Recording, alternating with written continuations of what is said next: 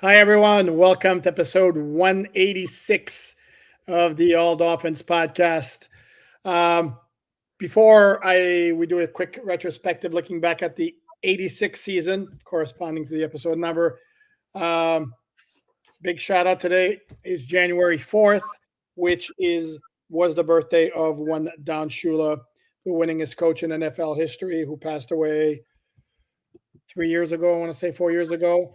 Um, And if we're talking about Don Shula, it's not just the fact that he's the winningest coach in NFL history. What's most impressive to me is he went to the Super Bowl with three different starting quarterbacks: Bob Greasy, David Woodley, Dan Marino, and with two completely different styles, which was great defense running game in the 70s and all out passing game in the 80s. That's impressive. Unlike, for example, the guy on his tail chasing his record for all-time wins, Bill Belichick, who's done it with one quarterback and pretty much the same style. So big Uh, point. I think What they evolved their style over the years. I mean, they they did, were really? they were a very run heavy team. In the later years of Belichick's run, I mean of Brady's run, but yeah, There wasn't. Trust me. Listen to the old man here. There wasn't the contrast. I mean, the Dolphins' contrast. You're talking about two Super Bowls. The two they won, where they threw the ball. Bob Greasy attempted 7 and 11 passes in those two games, the entire game. And then Marino, again, there was the high flying attack in 1984. So, uh, good coaches evolve and change based on their talent. correct. That's a major hat tip to Don Shula as far as that is concerned. And quickly looking back at '86, since we're not doing players with the jersey numbers for the time being, we put that to the side. Maybe we'll Yeah, revisit it. what happened in '86? I got to start getting out the media guide so I can See, get. there you go. Well, or listen to me. I'll give you the very quick I rundown. know it's like a history lesson. I'm going to a history class here. There you go. The Dolphins finished that season. I'll tell you when I actually started paying attention to football when we get to that year. Okay, it'll be wild. Let me know in a couple of weeks.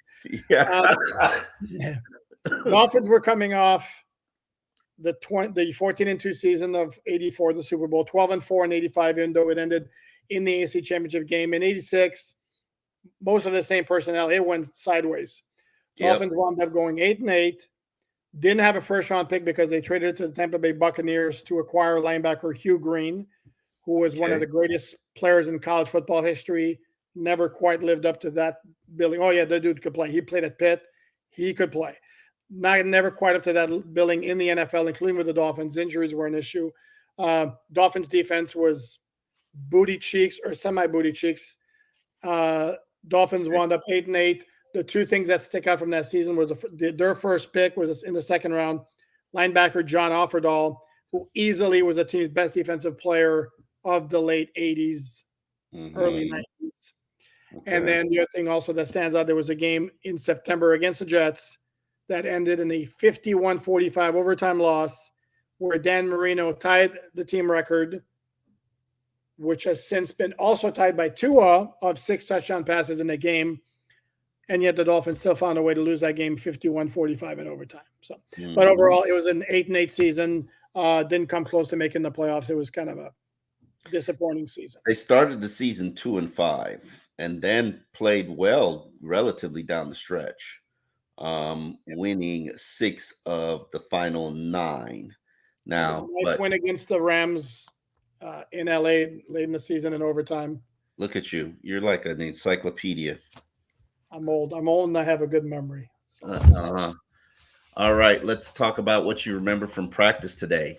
The first thing that stands out to me is the fact that Tyreek Hill wasn't there. Obviously, he was excused for personal reasons, addressing what we believe to be the home fire that set ablaze in his house. Reports are that the fire was set by a child playing with matches or a lighter upstairs. mhm. So that's a little disappointing to hear, but obviously, everybody is not harmed and everybody's healthy. Everybody was safe, and possessions and things of that nature can be replaced. Excellent point. And as you mentioned, the fact that in practice, he doesn't need a whole lot of practice participation. He's playing Sunday. Let's just end the speculation right there. He's not 100%, nor will he be until 2024. I mean, the 2024 season. He's got an ankle injury. That's going to be a problem. Mm-hmm. I love what Regardless. McDaniel said earlier this week, where he talked about Tyreek playing injured, and he's got an incredible ability to cut on a dime, stop and start, and basically he can't really do that on his ankle. He's doing the best that he can. I love some of the passes that they are doing to Tyreek and even Durham Smite in the middle of the field. But basically, Tua's putting it in a hole, and Tyreek is going down once he catches the ball. And Yep. I think that's that's next level quarterbacking, next level passing game, as we always say. And I will fight whoever disagrees with me to the death. Tua puts balls into tight spots. At times, absolutely. I'm just waiting to the over the top hyperbole flowers, but that what you just said, absolutely. At times, and he's the most accurate quarterback in the NFL right now. Name who somebody who is more accurate. Simmer down. Name somebody who's more accurate. I don't watch every single solitary team. You watch way more red zone than everybody else. So sorry? I said you watch way more red zone than everybody else. I do, and I catch every game when the Dolphins are not playing. But let's not act like he's the only one who makes like high precision throw. He is easily. Here's what I will grant you: he is easily one of the most accurate passers in the NFL. Absolutely, no question. Okay, all right. About to say we're gonna have Royal Rumble in here. We're not gonna have Royal Rumble. He is a Pro Bowl starter for the AFC. Put some respect on his name. Yes, he is. And by the way, did somebody here say that he was a lock or practically a lock to be selected to the Pro Bowl? And somebody else in here who does not wearing an Expos hat was saying, "Yeah, I mean, I didn't know. So you know how that is. Generally, guys make it on based on reputation and legacy, and stature and the fear factor for opposing defensive coaches and then opposing defenders. So I wondered. I had my concerns. Were they going to give Josh Allen the edge over Tua? And that wasn't the case. Josh Allen got the snub. I think that can, if he's Dan Marino or one of these, or Michael Jordan or one of these athletes who use things for motivation, he's probably going in this week saying to himself, "Yeah, they think this Tua cat is better than me. Oh, I'm gonna show him. I'm gonna show him." No, and again, and this is where I know, like for example, Antoine Winfield Jr.'s father, Antoine Winfield of the same name, who was a former NFL cornerback. Who should have been the Dolphins draft pick at selection number 31 instead of Noah Igbenogany in the 2020 NFL draft. No argument here. That dude can play. But his father went completely nuts because they gave it to Buda Baker out in Arizona. And again, some of this stuff is based on reputation. I made the argument on merit. Absolutely, Tua should have made it. Lamar Jackson's a no-brainer also. And to me, it should have been Josh Allen over Patrick Mahomes. And yes, I guess that Josh Allen can be spotty with his passing, a lot of turnovers. Guess what? You have to factor in what he does with the running game and picking up those critical third downs on 3rd and 1 or those rushing touchdowns that he has. He's accounted for a whole crap load of touchdowns, combining passing and rushing. Anyway, be that as it may, that was Dolphins had 6, if in case you missed it, 6, and we'll get back to the injuries. 6 Pro Bowl selections, 4 of them starters, 2 was one of them. Running back Raheem Mostert, fullback Alec Ingold, and obviously Tyreek Hill. And then the 2 who made it on the original team, not as starters, tackle Teron Armstead, cornerback Jalen Ramsey. The only one that was a surprise to me in terms of starters, and it's not a reflection whatsoever on his performance, and that's Alec Ingold, because the guy he beat out, Patrick Ricard for the Ravens, made the Pro Bowl the last 4 years. And when you get the fullback position where there's not a whole lot of stats, a lot of players will be like, yeah, come on, give me a fullback. Oh, yeah, the guy who's been there for the past 4 years. Check.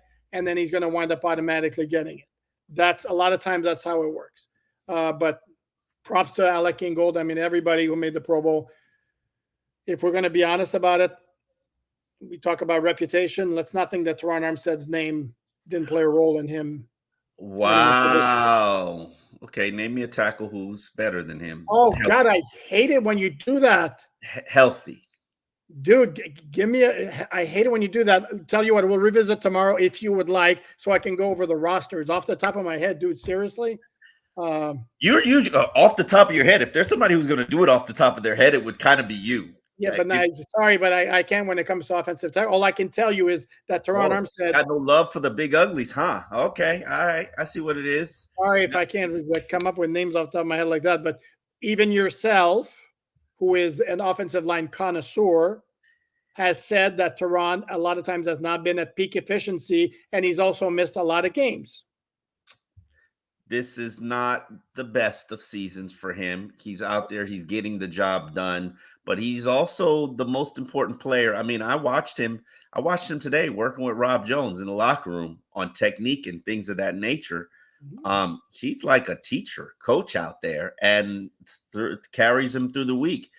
He said something a couple weeks ago in terms of, the whole offensive line. They're there on their day off. They're out there working on the field. They're going over film. He's like, the days we don't put in that work is the days that we're getting behind.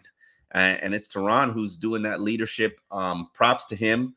It's true. A lot of times, I'm sure Teron should have been a Pro Bowler maybe a season before he actually was. And sometimes, just like Xavier last year, sometimes you get there on name alone, and then it's a homage, a pay of respect.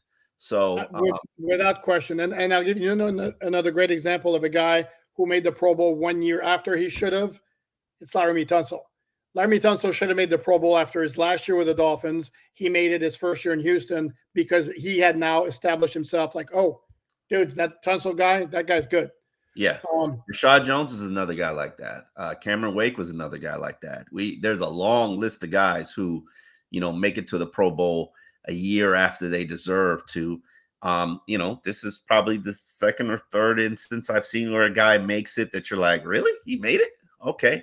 So, I'm not going to sit there and say I'm completely surprised because when healthy, and we've seen him healthy. I tell you, put on that Denver film. You want to see some Teron Armstead and Connor Williams. That was some phenomenal. That was like a phenomenal showing. Unfortunately, it didn't last that long, but I think he's trending in the right direction. He's practiced again. He's practiced today. He generally has Wednesdays off. And so did Robert Hunt, who basically said, I was going to say, hold that thought before we completely dive into the injury report. I want to address the Dolphins also had 12 alternates, and that's a tribute again to the fans. Hat tip to the fans because the Dolphins got the leading fan vote getter at 12 positions. And for those who were alternates, I know there's a lot of cries about Christian Wilkins should have made it. Problem was with Christian Wilkins. Quinnen Williams was on the team last year, made it again this year. And again, it's not all about numbers. That dude can play. Yeah, but what about them numbers? What about the numbers? I just said it's not all about numbers. That's the thing. And Christian Wilkins, that's a reputation selection. That dude can play. That dude can play, but has he outperformed Christian Wilkins this season? I'm not saying that, and I'm not arguing that Christian Wilkins absolutely was deserving. But I'm just explaining why it was that he didn't get it. Is that the two guys who got it last year who also had very good seasons, Quinnen Williams, and then Chris Jones from KC. And then the problem is that you have a guy who's got double-digit sacks from the interior. We saw him on Sunday. That guy can play too. Is Justin Madubuike. Yeah, no. So it's not like there's nobody there where you go, how the hell did that guy make it? Christian Wilkins. And I would argue to you statistically, Zach Sealer's had a better season than Christian Wilkins. And I'm not going to sit here and tell you one is more impactful than the other or one is better than the other because, gosh darn it, they're both very good and they're both extremely dominant. And I think they play well together, and it's not like one's taking the attention away from the other. Put a gun to my head, I'm going to tell you Christian Wilkins is the better player, but look at those numbers. Zach Sealer's got better numbers in every category. So But I also thought Bradley Chubb could have potentially gotten in, but then when you look at before the injury, of course, but then when you look at the production that those defensive ends and edge rushers have, I was like, wow, those are some serious numbers. And I was quite alarmed at the amount of sacks that some of these guys have produced this season.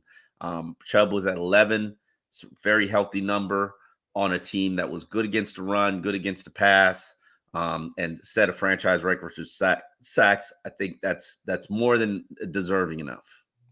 No, and like Wilkins, he was the first alternate, and he got beaten out by two guys who made it last year. T.J. Watt, who's pretty much the best edge defender in the AFC. Khalil Mack, who's got like 16 sacks, and then Josh Allen from the Jaguars, who's had a hell of a year. So it's another case of like, yeah, he played at a Pro Bowl level. Did he get screwed? Tough to say. But with Christian, for example, Christian will go to the Pro Bowl if the playoffs play out as we think, because Madubuike is going to be busy getting ready for the Super Bowl, logically. Mm-hmm. Okay, so now I guess we can. Or Chris Jones. Really? We think that, huh?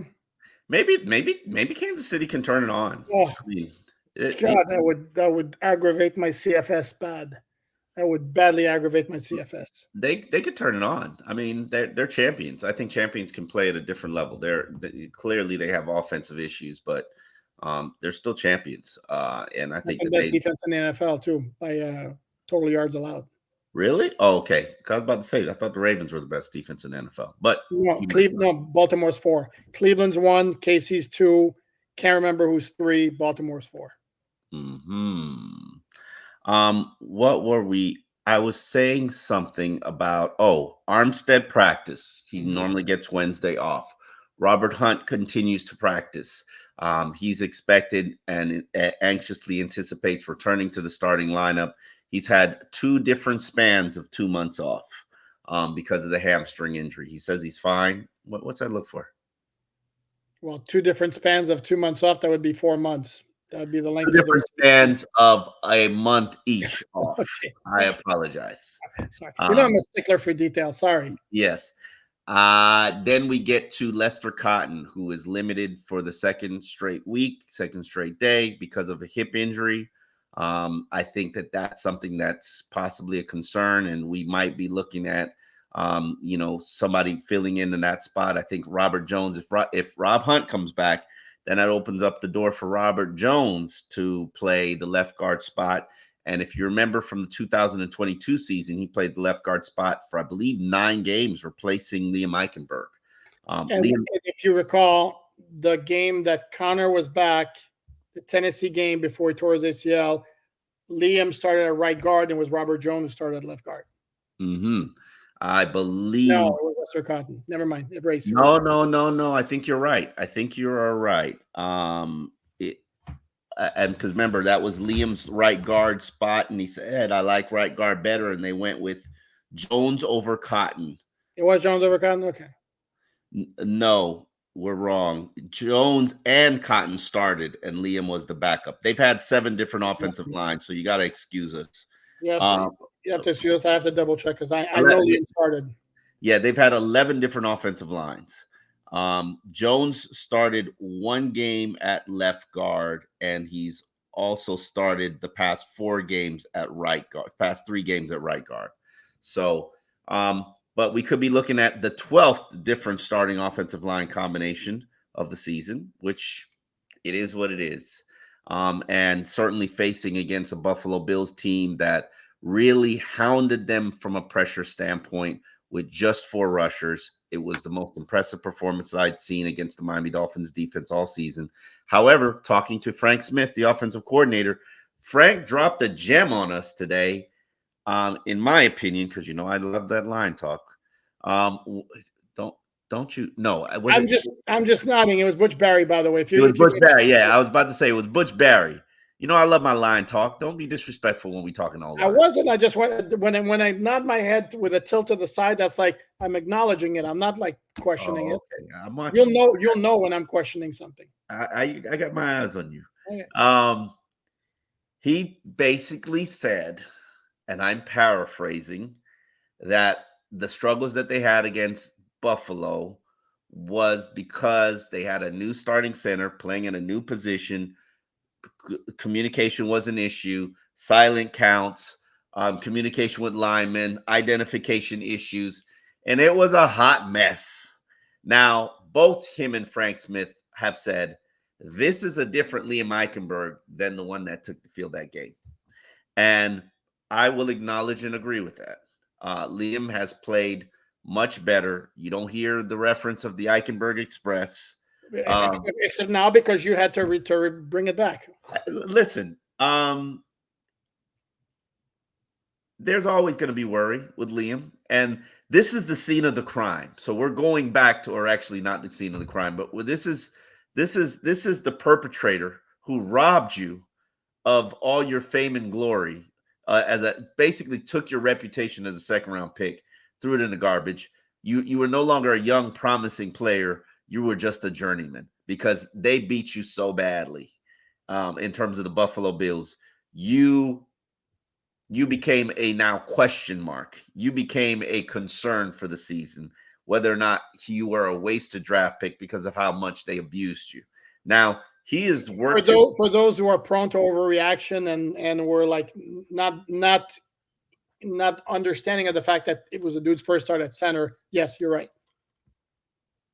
You kind of called me out. Is that what you're doing? No. Are you feeling targeted? Also, can we not forget about the fact that there also was an in-game change at left tackle in that particular game late in the second quarter when Teron Armstead left the game. That also didn't help. And Butch Barry also mentioned that.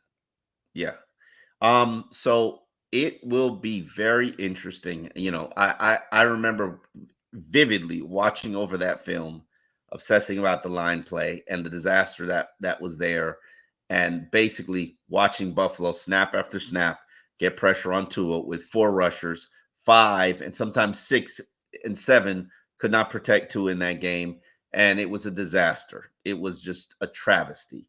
So I think that they'll have the opportunity to rebound, respond. I'm curious to see what happens. That line is a prideful unit. They're a prideful group, and I'm pretty sure they want to redeem themselves. But if Buffalo can consistently get pressure on Tua with 4 rushers again, it's going to be a disaster. So let's hope that they can get the job done. Yeah, and according to the metrics, the pressure in the Buffalo game was not the worst the Dolphins have seen. Really? Nope. It was the second worst. Tennessee was worse in terms of pressure percentage per drop back and sacks as well. It was 5 sacks against Tennessee, 4 against Buffalo. Tua, according to the metrics, was pressured on 29% of his dropbacks against Buffalo, 31% against Tennessee. And also, let's not lose sight of the fact that in that game, as well as the Baltimore game, the offense was humming early on. Dolphins scored a touchdown on their first 2 drives in that Buffalo game. I don't remember none of that. It was 14-14.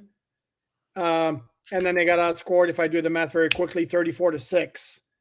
Against the Ravens, one point it was 14-13, and then they got outscored 42-6. So, yeah, 34-6 and 42-6. Damn is very, very, very good description of it. But so it's not like things were horrible from the start. And then that speaks of what? Defenses made adjustments, the Ravens and the Bills, to what the Dolphins were doing. Is it the Dolphins are getting off their script after a certain number of plays and all of a sudden it goes haywire? Not sure. Obviously, that's going to need to be fixed. But yeah, Butch Barry said the line. Obviously, what else is he going to say? That the line is a much better place than it was back in week 4. And just the fact that you're not having a center making his first start at that position in the NFL, that's a big plus immediately. And then ideally, your left tackle is going to be in the game the whole time. And then it would be even better if you get your starting right guard back. Liam Eichenberg will be making his 7th start at center this season. Okay. So, hey, let's and he's injured. He's got an ankle and hamstring. I think it's hamstring. No, ankle and calf. Ankle and calf, my bad. you know, but Liam's been out there playing like a warrior and fighting through what he's dealing with, as are a lot of guys on this roster. Let's get into some of the top line players, offensive players, skill players. Jalen Waddle didn't practice again today. If he doesn't practice tomorrow, not playing. I'm not anticipating him playing. Raheem Mostert didn't practice today. This is a different story, even though it's the same injury. I'm pretty convicted with my belief that Raheem Mostert will practice tomorrow and give it a test. Now, will he go? But that's going to be based on what they see from him. Devon Achan practiced again on a limited basis for the last 2 days. He talked about a lot of things, including, how frustrating this season's been from an injury standpoint for him. Go from the knee to the ribs to the turf toe. And he talked about the fact that he wears he wears the boot after games, for a couple of days just to let the turf toe sort of settle down and subside. So he's going to be pretty much good to go. Who else offensively That is? was a long, by the way, sidebar. That was a long interview. Because I was in there We for the haven't big. talked to the guy in like 2 I months. know, but what were you guys doing? Because I was in there for the first. He did a group interview, bunch of people around his locker. I was in there for the first. I don't know, 3-4 minutes, and then left because I figured he covered all the bases, and then kept going and going and going and going. I'm thinking, you guys doing the life and times of Devon Achan here? Or? Maybe. We were actually talking about backs that he grew up watching. Oh, there you go. And we're playing the game of do you know this back? Like Warwick Dunn. Guys who he's got like a similar kind of build and style to, and he didn't know Warwick Dunn. He knew the name. I was gonna say probably wasn't born when Warwick Dunn was Yeah, playing. yeah, he wasn't born when Warwick Dunn was actually playing, in the NFL. But he knew Barry Sanders. But again, it's Barry Sanders. Every kid has probably seen a Barry Sanders highlight. Do they know how dynamic he was? Probably not. So we're having those conversations and just things, kind of getting to know him and getting to know his mannerisms, work ethic. We asked him about, he doesn't think that he hit the rookie wall because remember he had a month off and literally he's fresh. He feels like he's absolutely incredibly fresh at this point in the season. And just asking some things about his running style, just various beat writer kind of conversations, All right. chit chats.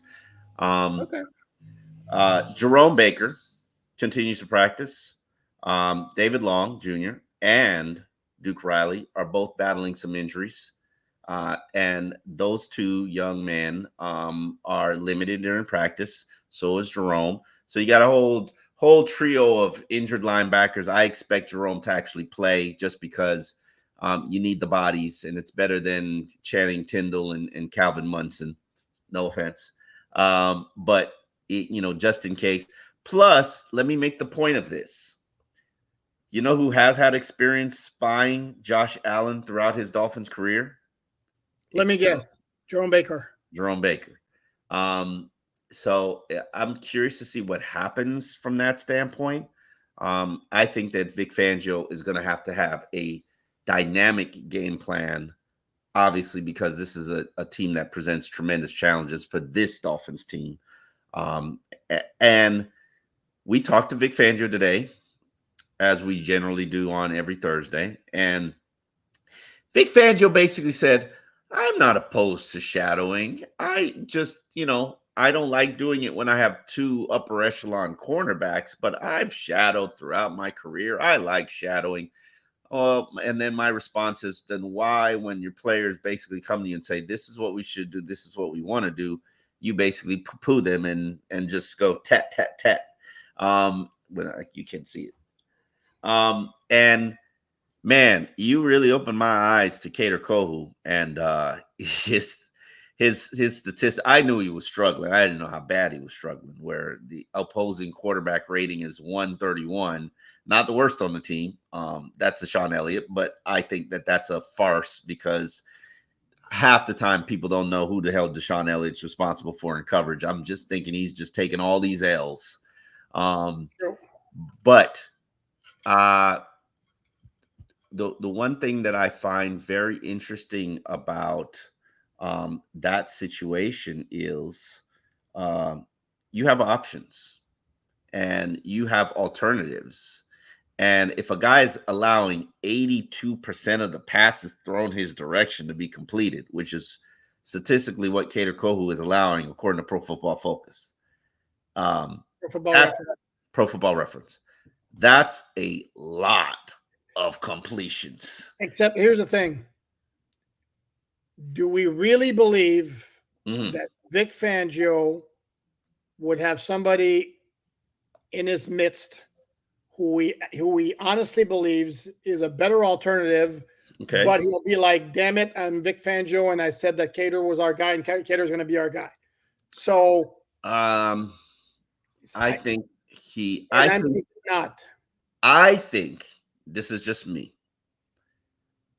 Um, I think that now that I know the numbers, you've seen Nick Needham play in the slot. Maybe you, Vic Fangio, have not seen Nick Needham play in the slot.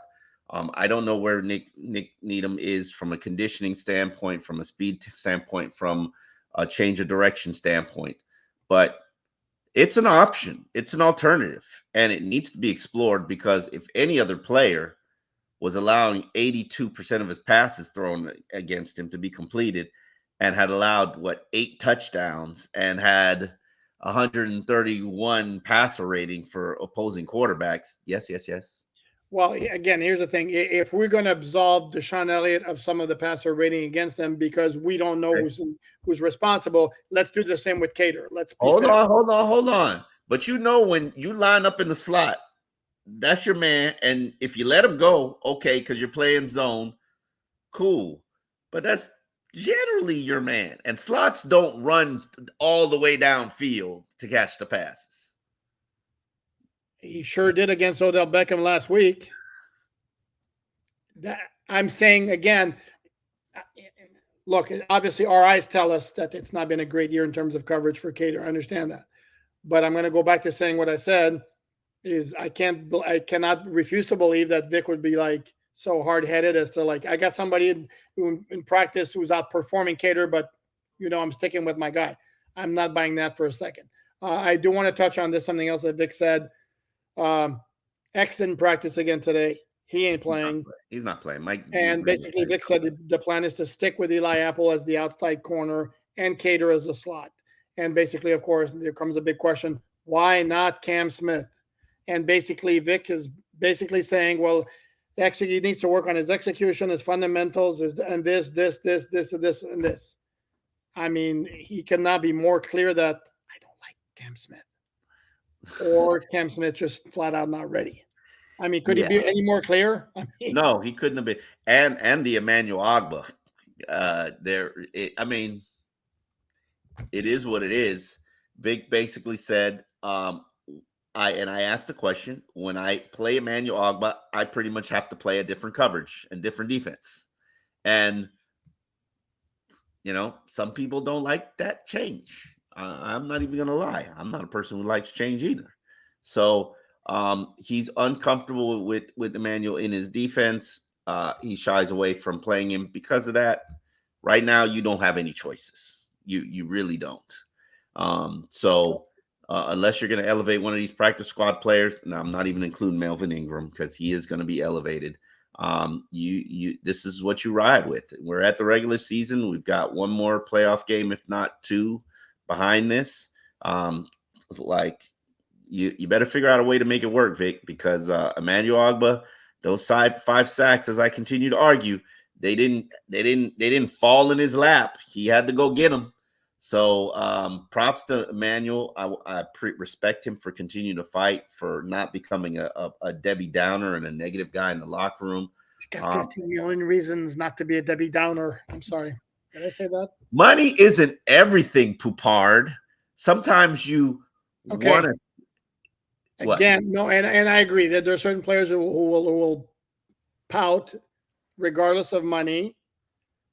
But again, but there's also a lot of players. And if we're going to be talking about having a good locker room, this is part of having a good locker room. And that applied last year as well to Mike Gesicki, who became a complete non-factor afterthought on offense.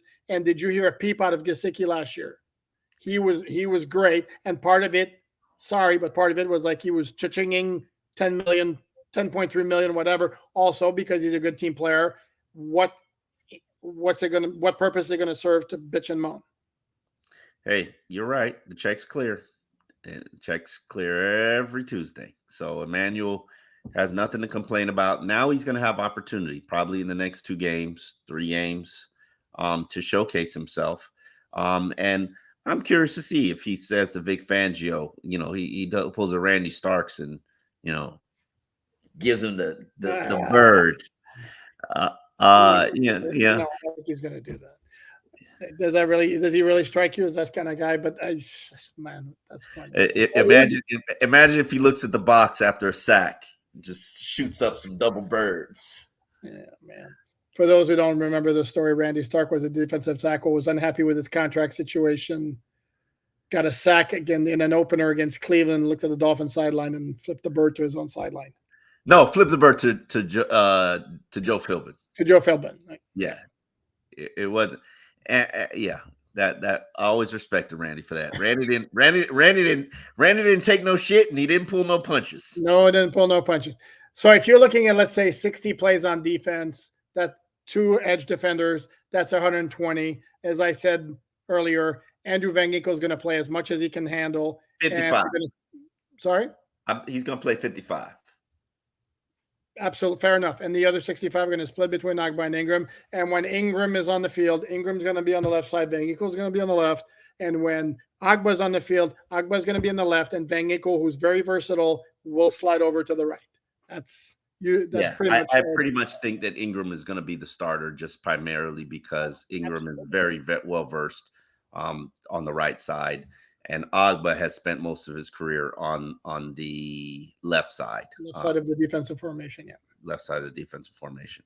So we should point out before we wrap this up, the Bills injury report. Wow, really nothing there. I mean, they have one. They literally had one player who was not a full participant, and that was Damar Hamlin, who's going to be the NFL Comeback Player of the Year, despite the fact he's been active.